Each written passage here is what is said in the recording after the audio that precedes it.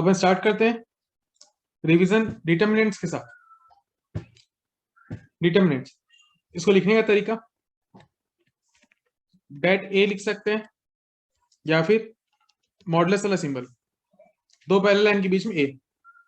Determinant लिखने का तरीका डेट ए या फिर दो पैरेलल लाइन के बीच में ए। अब सॉल्व कैसे करते हैं?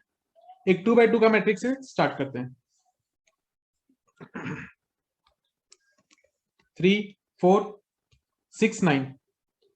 सपोज मेरे को इसका डिटर्मिनेंट निकालना है, डिटर्मिनेंट ऑफ ए है सपोज।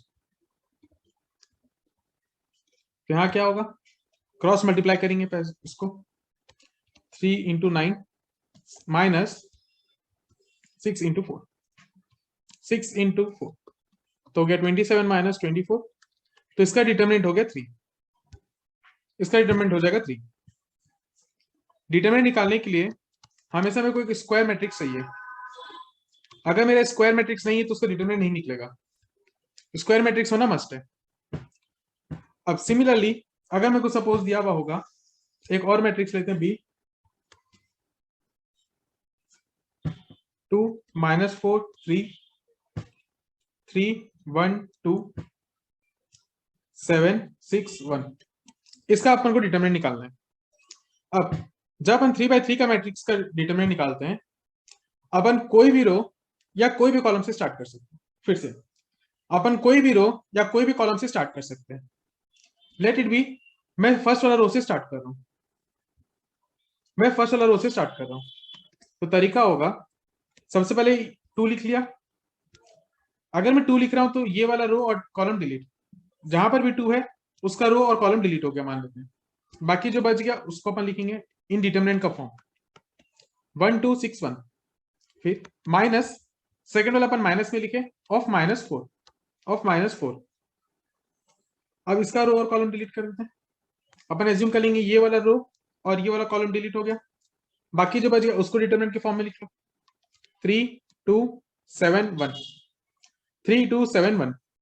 फिर लास्ट वाला, अब मान लेते हैं 3 है तो ये दोनों डिलीट हो गया, प्लस 3 इंटू बाकी जो बच गया 3 1 7 6। अब तुम लोग को डिटरमिनेंट सॉल्व करना आता है 2x2 का, तो 2 इंटू इसको सॉल्व करो, क्या होगा 1 -12 minus of -4 plus 4, 3 -14 plus 3 into इसको सॉल्व करेंगे तो हो गया 18 -7। बस अब सिंप्लीफाई करो तो 2 into -11, 4 into -11 plus 3 into 11, -22 -44 plus 33। तो आंसर हो गया ओवरऑल -33।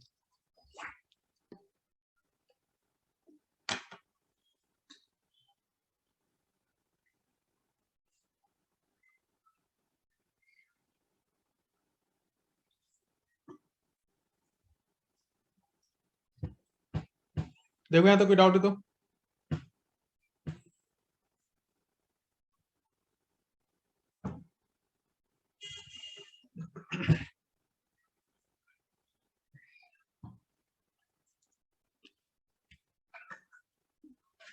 चलो।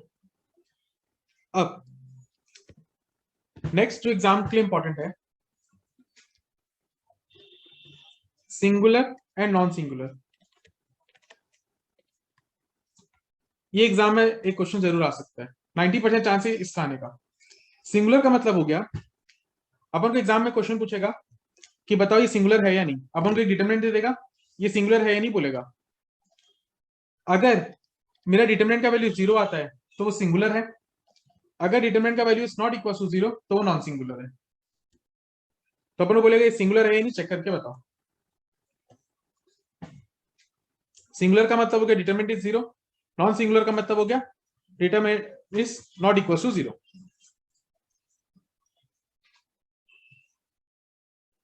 देखो यहां तो कोई डाउट है तो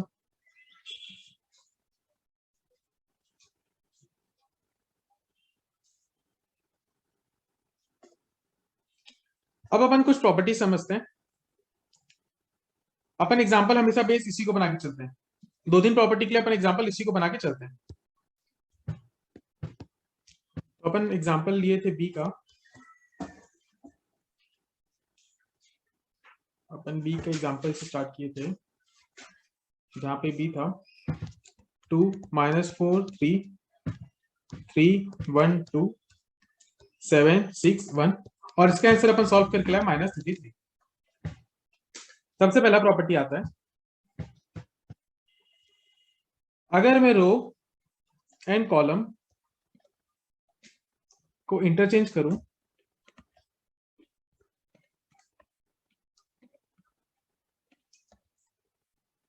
माई डिटर्मिनेंट या my determinant of A is same, मेरा डिटर्मिनेंट हमेशा सेम रहेगा। अगर मैं रो और कॉलम को इंटरचेंज करता हूं, या फिर इसको अपन बोल सकते हैं बी ट्रांसपोज कर रहा हूं मैं, मेरे डिटर्मिनेंट का वैल्यू चेंज नहीं होगा। इसी एग्जांपल को अपन कंटिन्यू करके देखते हैं, बी का ट्रांसपोज निकालते हैं। ट्रांसपोज का मतलब हो गया कि मैं रो और कॉलम को इंटरचेंज कर रहा हूं। 7 6 1।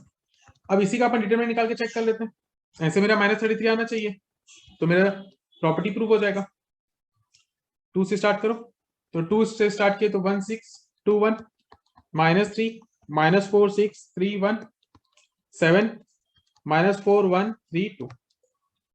बस अब इसको सिंप्लीफाई कर लो, तो 2 into 1 -12 -3 into -4 -18 plus 7 into -8 -3, 2 into -11 -3 into -22 7 into -11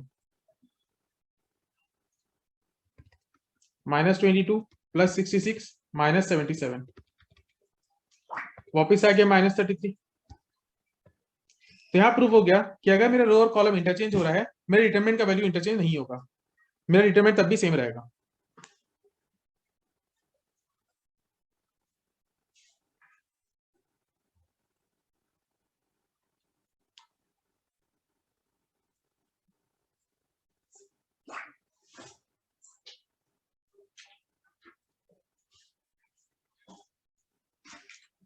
देखो यहां तो कोई डाउट है तो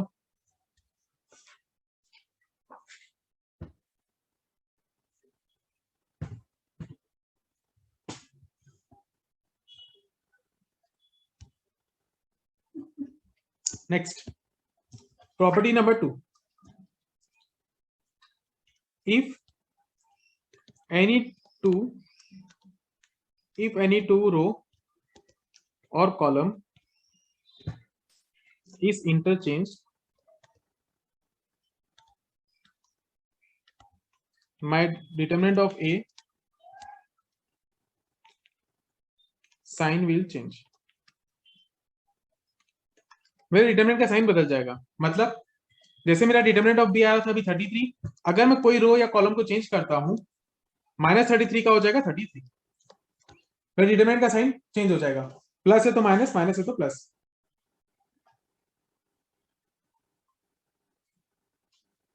सेम एग्जांपल को कंटिन्यू करते हैं, तो मेरा ओरिजिनल एग्जांपल था बी का वैल्यू 2 -4 3 3 1 2 7 6 1, इसका आंसर था -33। कोई भी रो या कॉलम को अपन इंटरचेंज कर सकते हैं, लेट इट बी मैं ये दोनों को इंटरचेंज कर रहा हूं, रो 2 एंड रो 3 को अपन इंटरचेंज करते हैं, रो 2 और रो 3 को अपन इंटरचेंज किए और उसको नया नाम देते हैं सी। तो 2 -4 3 3 1 सॉरी यहाँ पे रो 3 लिखना था, 7 6 1 3 1 एंड 2। करो खुद से कंप्लीट करो।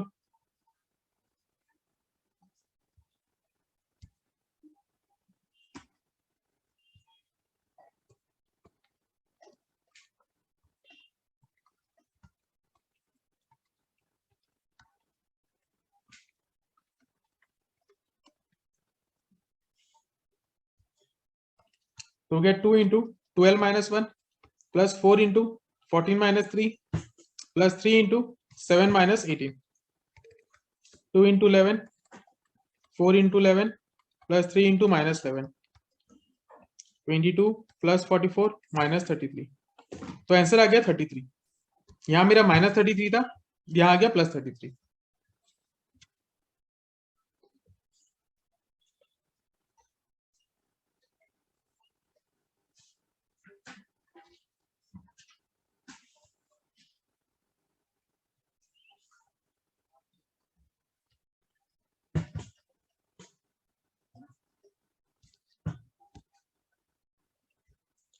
नेक्स्ट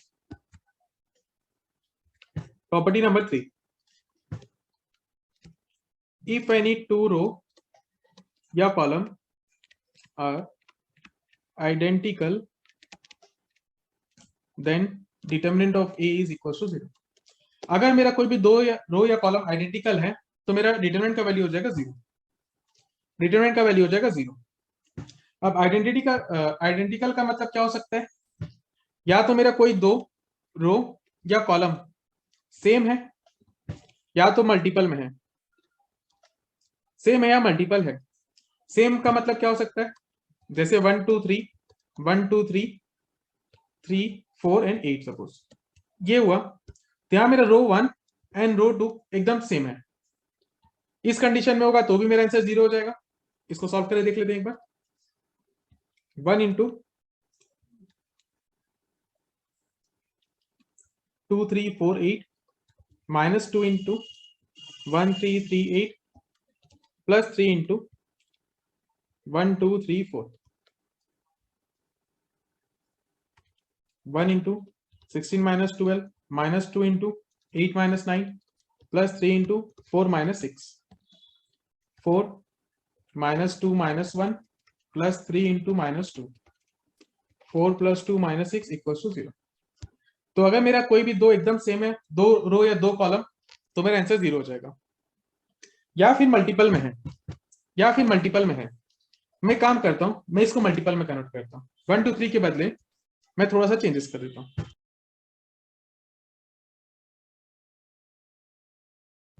थोड़ा सा चेंजेस कर देता हूं। यहां पर मैं लिख देता हूं 1 2 3 3 6 9 3 4 एंड 8। अब क्या हुआ, रो 1 और रो 2 आइडेंटिकल है, मल्टीपल्स में है। रो 2 इज 3 टाइम ऑफ रो 1, यहां पर हो रहा है रो 2 is 3 times of row 1।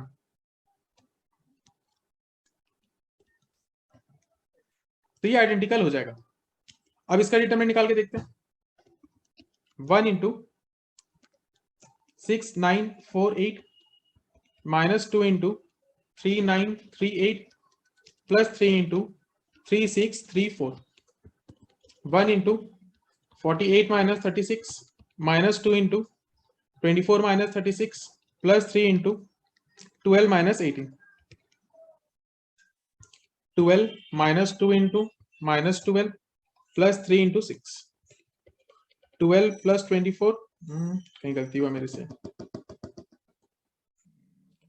48 48 minus 36 ठीक है, फिर माइनस 2 इंटू 3398 24 माइनस 27 होगा, ये जो हो जाएगा 27, फिर हो गया 3 12 माइनस 18, ये ठीक है, ये हो जाएगा माइनस 6, ये हो जाएगा माइनस 3 प्लस 6 माइनस 18, तो ये भी आंसर आ गया 0। तो ये हो जाएगा 0। तो अगर मेरा कोई भी दो रो या दो कॉलम आइडेंटिकल है तो मेरा सॉल्यूशन हो जाएगा 0। अपन को पूरा आंसर सॉल्व करने का जरूरत नहीं है।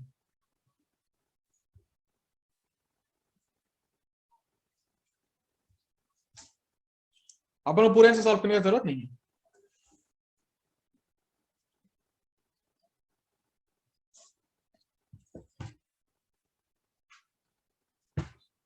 नेक्स्ट प्रॉपर्टी नंबर 4,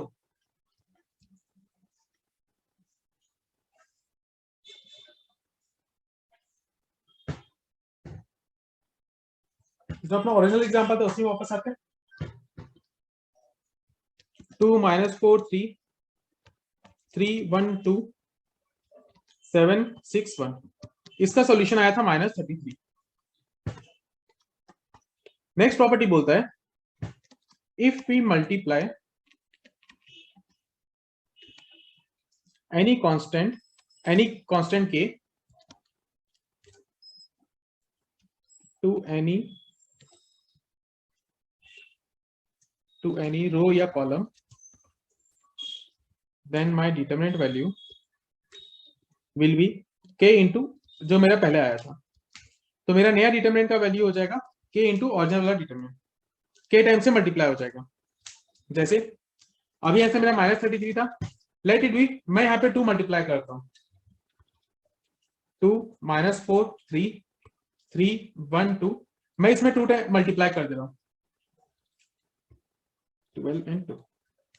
मैं सिर्फ रो 3 में 2 मल्टीप्लाई किया हूँ और कुछ भी नहीं किया हूँ। मेरा आंसर इससे डबल हो जाना चाहिए, -33 का -66 हो जाना चाहिए। सॉल्व करके देखो, 2 into 1 2 12 2 minus of -4 3 14 2 2 plus 3 into 3 1 14 12।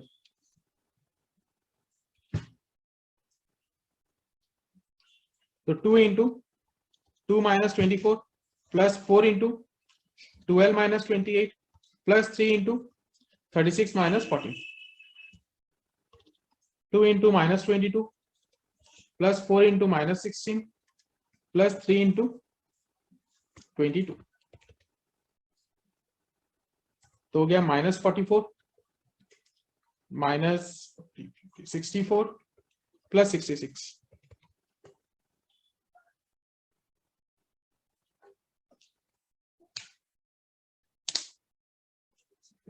यहाँ पे एक भूल हुआ मेरे से, ये 6 होगा, 6 -28 तो हो गया -22, ये हो जाएगा -88, तो आंसर हो गया -66। यहाँ पर आंसर आ जाएगा -66। अब मेरे को आंसर यही चाहिए था कि मेरा आंसर डबल हो जाए। अब यहाँ पे एक चीज ध्यान रखना, मेरा एक रो में मल्टीप्लाई बाय 2, तो मेरा आंसर 2 टाइम्स से मल्टीप्लाई हो गया। अगर मेरा 2 रो में 2 मल्टीप्लाई करता, सपोज मैं इसमें भी 2 मल्टीप्लाई करता, तो मेरा आंसर यहाँ पर और एक बार 2 से मल्टीप्लाई होता। तो मेरा रो या कॉलम जितना चीज से मल्टीप्लाई होगा, मेरा आंसर भी उतना चीज से मल्टीप्लाई होते जाएगा। सपोज मैं यहाँ पे अब क्या करता, कॉलम 3 में भी कुछ मल्टीप्लाई करता, कॉलम 3 में सपोज मैं 4 मल्टीप्लाई कर रहा हूँ, तो यहाँ पे मेरा आंसर फिर 4 से भी मल्टीप्लाई हो जाएगा। तो अपन कोई भी रो या कॉलम में कुछ भी मल्टीप्लाई कर रहे हैं, तो मेरा जो ओरिजिनल आंसर था उसमें भी उतना टाइम्स मल्टीप्लाई हो जाएगा।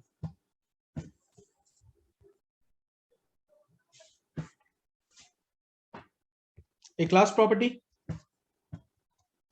सपोज मेरा डिटरमिनेंट का तरीका लिखा हुआ है a1 a2 a3 plus p1 plus p2 plus p3 b1 b2 b3 c1 c2 c3। तो अपन इसको स्प्लिट कर सकते हैं, मतलब a1 a2 a3 b1 b2 b3 c1 c2 c3 plus इसको अलग कर सकते हैं अपन, p1 p2 p3 b1 b2 b3 c1 c2 c3। अपन इसको स्प्लिट करके लिख सकते हैं। अब एक चीज ध्यान रखना, जब भी अपन स्प्लिट करें, जब भी अपन इसको स्प्लिट करें, सिर्फ एक रो या एक कॉलम एक बार में स्प्लिट हो सकता है, एक बार में 2 रो या 2 कॉलम स्प्लिट नहीं होगा। एक सिंगल टाइम में सिर्फ एक रो या एक कॉलम स्प्लिट होगा, एक साथ 2 कॉलम या 2 रो को स्प्लिट अपन नहीं कर सकते। मतलब अभी मैं सिर्फ रो 1 सॉरी कॉलम 1 को स्प्लिट किया हूं, इन केस मेरा ऐसा होता a1 plus p1 a2 plus p2 a3 plus p3 b1 plus r1 b2 plus r2 b3 plus r3 c1 c2 c3। Suppose मेरा इस तरीके से लिखा हुआ है, कॉलम ए में भी प्लस के फॉर्म में है, बी में भी प्लस के फॉर्म में है, तो मैं एक साथ दोनों को स्प्लिट नहीं कर सकता। अगर मैं कॉलम 1 को स्प्लिट कर रहा हूं अभी, तो मेरे को कॉलम 2 को एज इट इज रखना होगा, कॉलम 2 अभी स्प्लिट नहीं होगा। अगर दोनों को साथ में स्प्लिट करोगे तो गड़बड़ हो जाएगा। तो यहां पर हो जाएगा p1 p2 p3 b1 plus r1 b2 plus r2 b3 plus r3 c1 c2 c3। अब अगर स्प्लिट करना है तो ये फिर 2 में स्प्लिट होगा, ये 2 में स्प्लिट होगा, एक साथ दोनों स्प्लिट कभी नहीं होगा। देखो यहां तक प्रॉपर्टीज में कोई डाउट तो?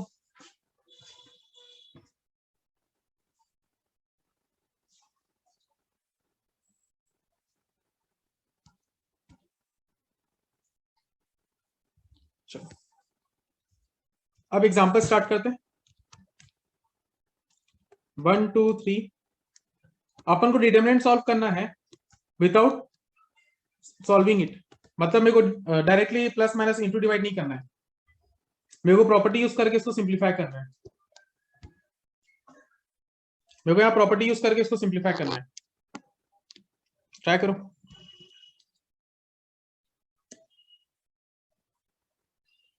अभी अपन ऊपर जो 5 प्रॉपर्टी पढ़े उसमें से कोई प्रॉपर्टी इसमें यूज होगा।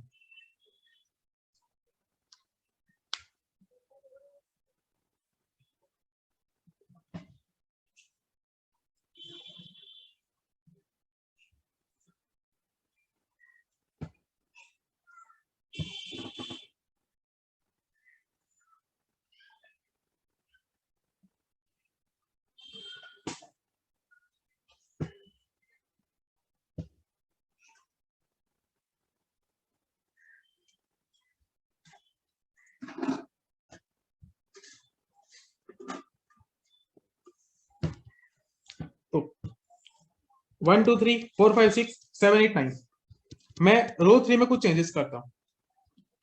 मैं रो 3 में क्या कर रहा हूं, रो 3 माइनस रो 2 कर रहा हूं। 1 2 3 अगर मैं रो या कॉलम में कुछ भी चेंजेस करता हूं, मेरे डिटरमिनेंट का वैल्यू चेंज नहीं होता, मेरा डिटरमिनेंट अभी भी सेम रहेगा। अगर मैं रो में कुछ प्लस माइनस कर रहा हूं दूसरा रो का हेल्प या कॉलम से, मेरा डिटरमिनेंट का वैल्यू अभी सेम होने वाला है। ये हो गया। अब मैं रो 2 में कुछ चेंजेस करूंगा।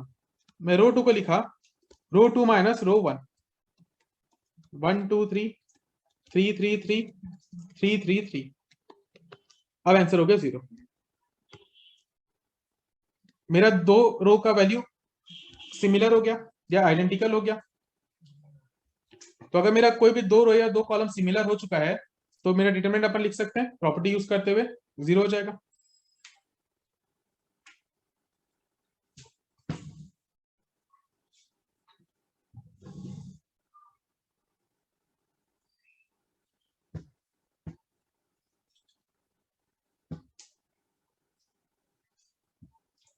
सिमिलर तरीके से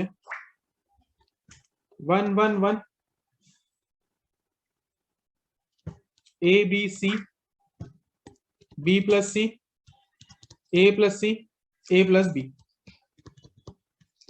इसको भी सॉल्व करना है without using direct formula. Property use करके इसको सिंप्लीफाई करो।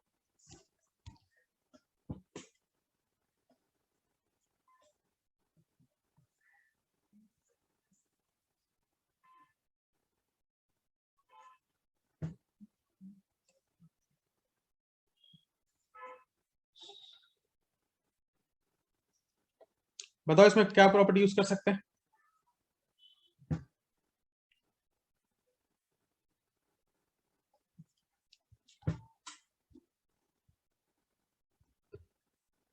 ट्राई करो फटाफट।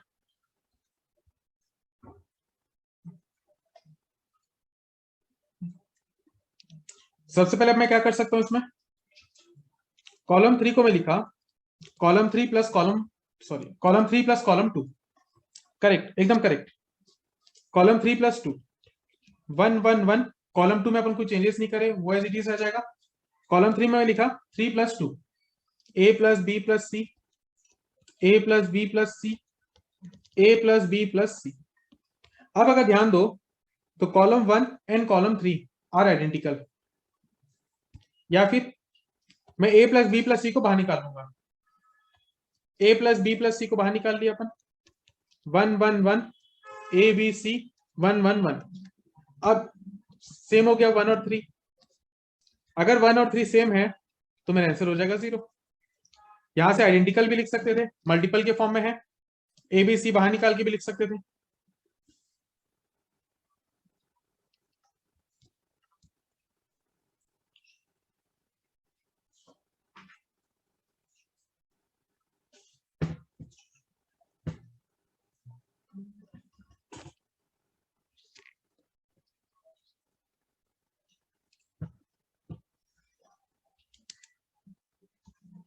नेक्स्ट,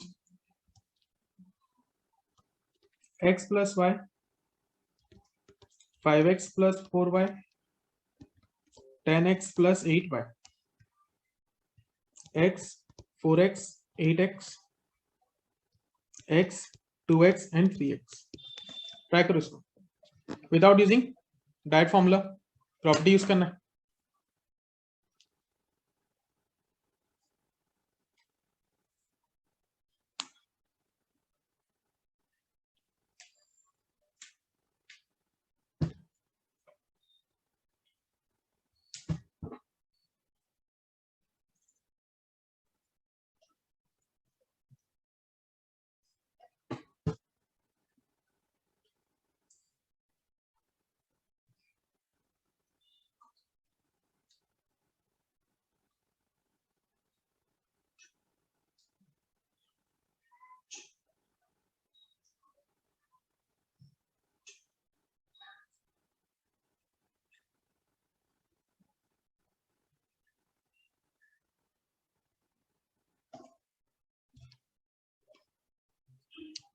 तो सबसे पहले मैं ये तीनों को स्प्लिट कर सकता हूं, तो स्प्लिट करके अपन दो डिटरमिनेंट्स को लिख लेते हैं, x 5x 10x, x 4x 8x,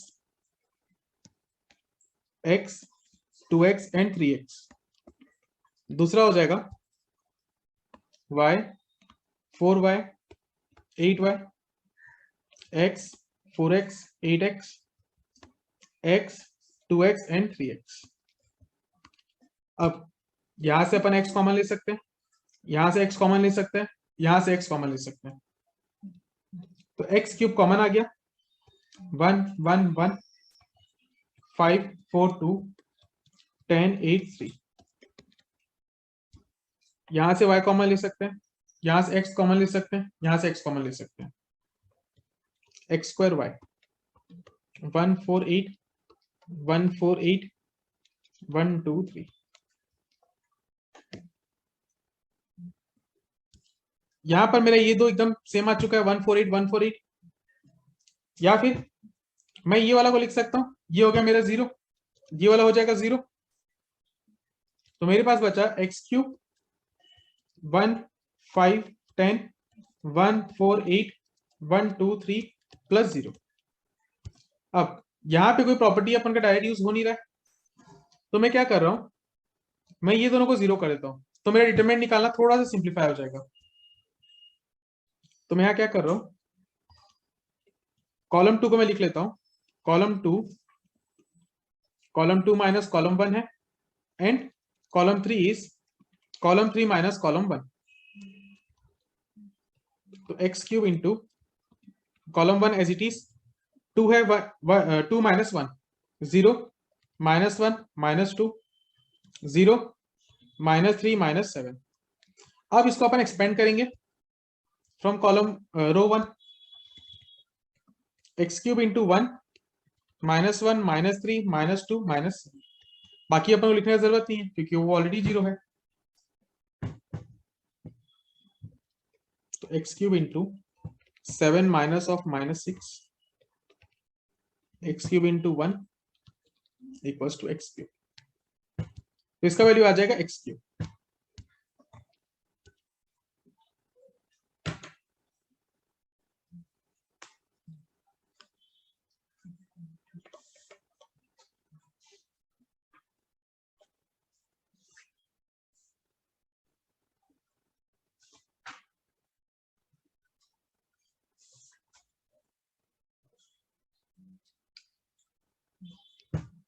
देखो यहां तक कोई डाउट है तो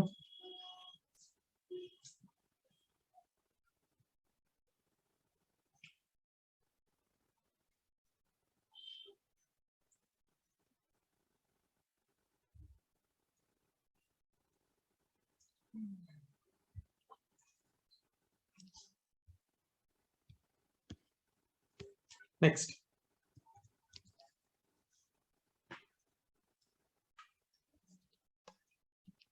a plus B plus 2c, c और c, a b plus c plus 2a, a b b c plus a plus 2b। इसको ट्राई करो।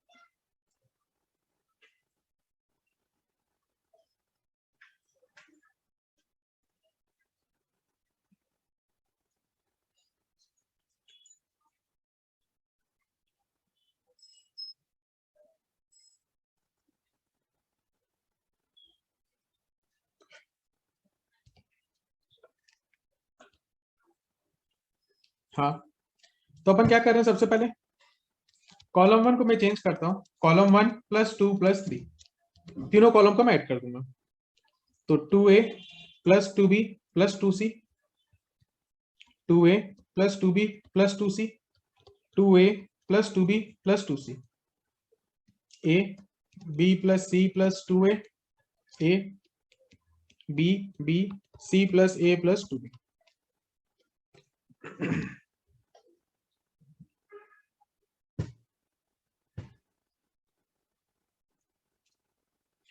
अब यहां से ये तीनों कॉमन है, बाहर आ जाएगा।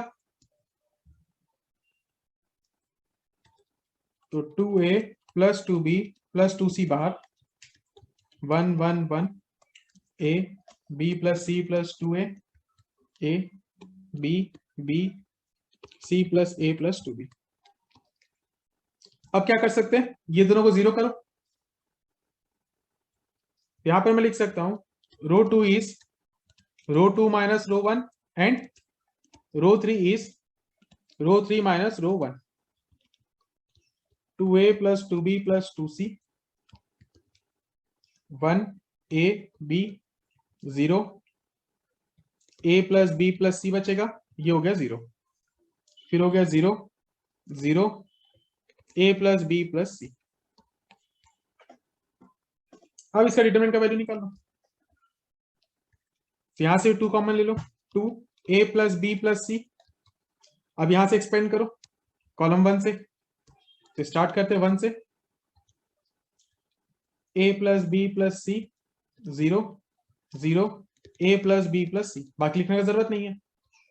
2a plus b plus c, a plus b plus c, a plus b plus c, या फिर 2 into a plus b plus c का होल क्यूब। ये हो गया इसका सोल्यूशन।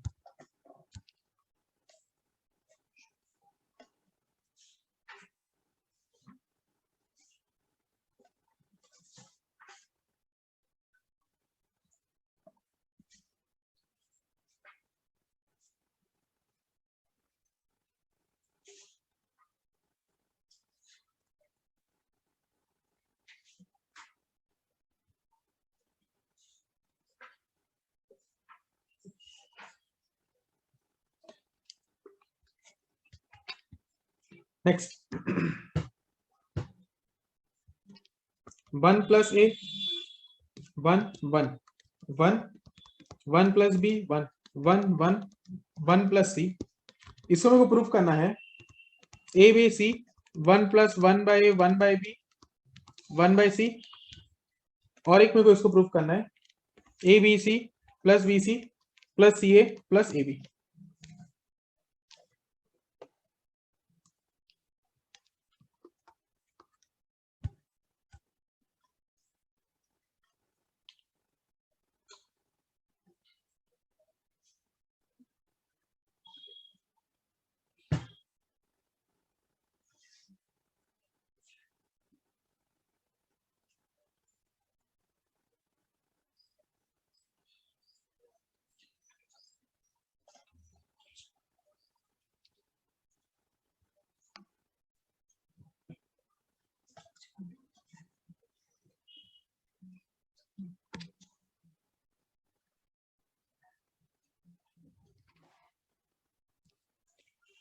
यहां पर रो 1 में सबको a से डिवाइड करो। रो 1 में मैं a से डिवाइड करता हूं, 1 plus a by a 1 by a 1 by a। अगर मैं a से डिवाइड किया तो मेरे को a मल्टीप्लाई भी करना पड़ेगा, तब जाकर इक्विवेलेंट होगा। रो 2 में b से डिवाइड करो तो b से मल्टीप्लाई भी करो, और रो 3 में c से डिवाइड करो, 1 by c 1 by c 1 plus c by c।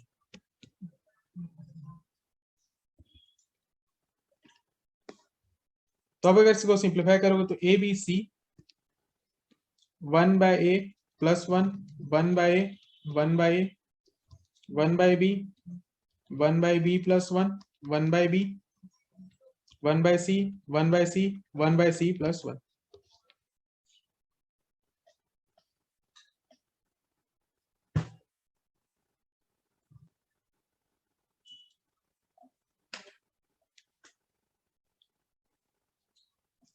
अब मैं यहाँ पे क्या करूंगा, मैं तीनों कॉलम को ऐड कर दूंगा, तो सॉरी तीनों रो को ऐड कर दूंगा।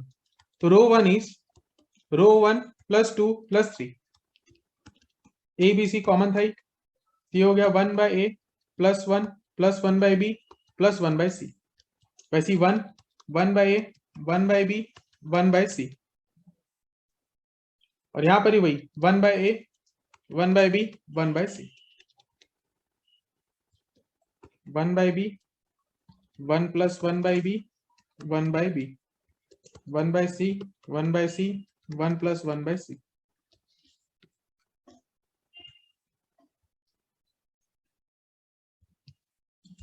ये बाहर आ जाएगा, ये बाहर आ जाएगा, A B C 1 plus 1 by A 1 by B 1 by C, 1 by B 1 by C, 1 plus 1 by B 1 by C, 1 by B 1 by. अब ये दोनों को जीरो बना लो, अब ये दोनों को जीरो बनाओ,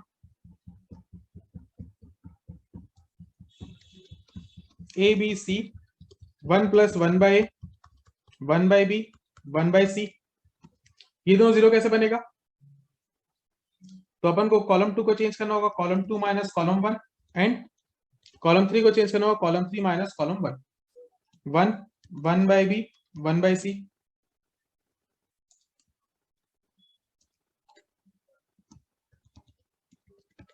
ये हो जाएगा 0 1 0 0 0 1। बस अब इसको एक्सपेंड कर दो, कॉलम 1 से सॉरी रो 1 से एक्सपेंड करो इसको, A B C 1 plus 1 by A plus 1 by B plus 1 by C, 1 into 1 minus 0। तो मेरे पास आ गया answer A B C 1 plus 1 by A 1 by B 1 by C. मेरे को यही प्रूफ करने बोला था, मेरे को यही प्रूफ करने बोला हुआ था। आगे मेरा सॉल्यूशन,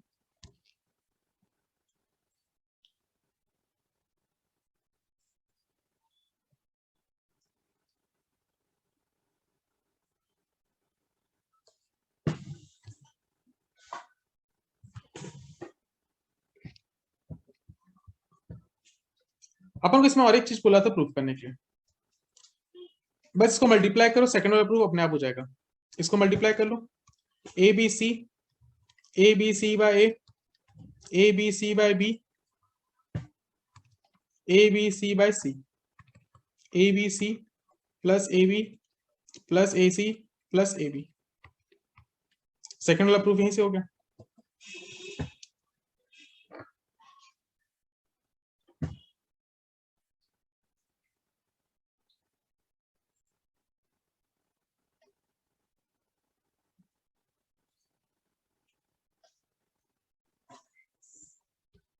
कोई डाउट यहां तक?